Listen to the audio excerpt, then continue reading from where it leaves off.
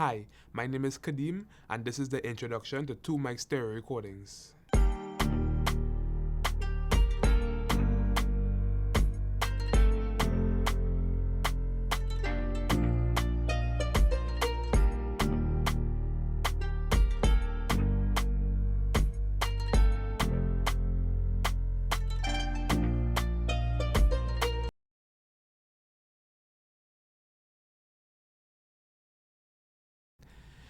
In today's video, we're recording the steel pan using the 2 mic stereo techniques that we learned. Today we are fortunate to have my good friend Masuda, a talented musician, to play the pan for us while we try to capture her performance. The steel pan is Trinidad and Tobago's national instrument. It is made out of steel barrels which produce notes out of all frequencies. They come in many different shapes and sizes, but today we are focusing on recording a tenor pan. We will be utilizing overhead mic techniques to get the best out of the instrument. We would have already walked around the room to get the best sound, and now we are ready to record.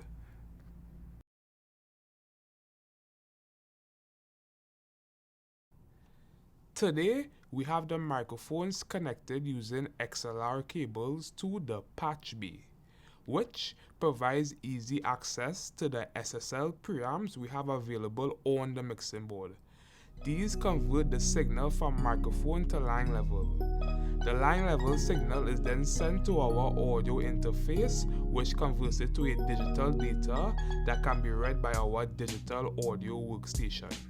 Now that we have our track routed to our DAW, which in this case is Logic Pro X, we will need to select the necessary inputs. Now we can do some gain staging.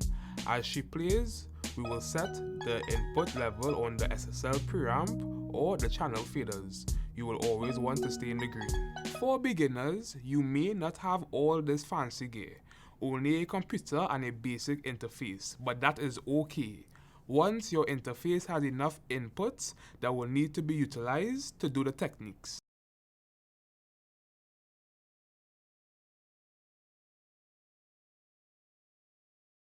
Now, as we stated, the acoustics of a room has a lot to do with how your instrument is perceived. Here in Studio 303, the room has fairly good treatment. In today's video, we will be focusing on capturing an even dynamic performance. The first technique we'll be doing today is the XY technique. This consists of 2 cardiac microphones aligned at a 135-degree angle with the diaphragms of the microphones adjacent to each other.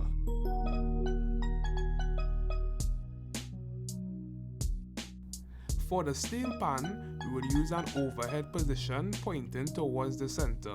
The mics are also 28 inches from the instrument.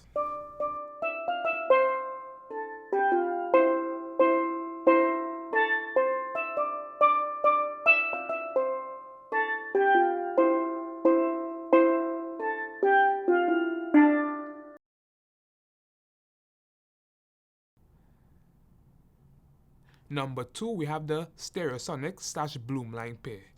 Using 2 bidirectional microphones, one of the mics will be pointing directly towards the sound source, and the next mic will be perpendicular at a 90-degree angle.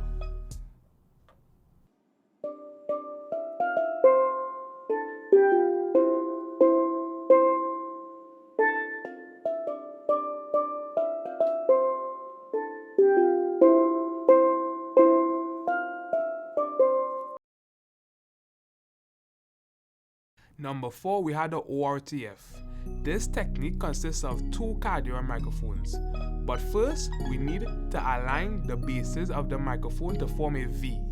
After you do that, we need to make sure that the microphone diaphragm is 7 inches apart from each other. We also use an overhead method for this technique. Both of the mics are 28 inches from the pan, left mic pointing to the far left and right mic pointing to the far right.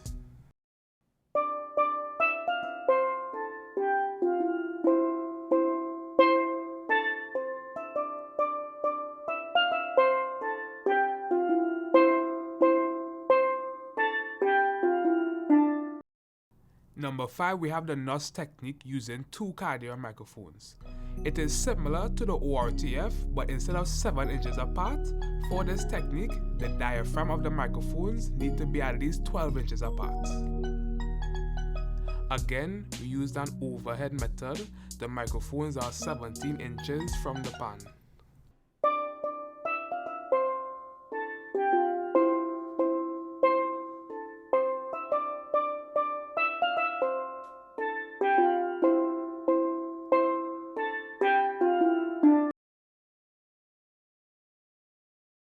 Number 6, we have the space spare. Using 2 cardioid or omnidirectional microphones, this technique is mostly used when you want to capture a lot of instruments in a room. To do this technique, we place 2 microphones 3 to 10 feet apart from each other, pointing directly towards the sound source. Because we're recording one pan, instead of 3 to 10 feet, the mics are 1 feet apart from each other. Also, they are 23 inches from the instrument.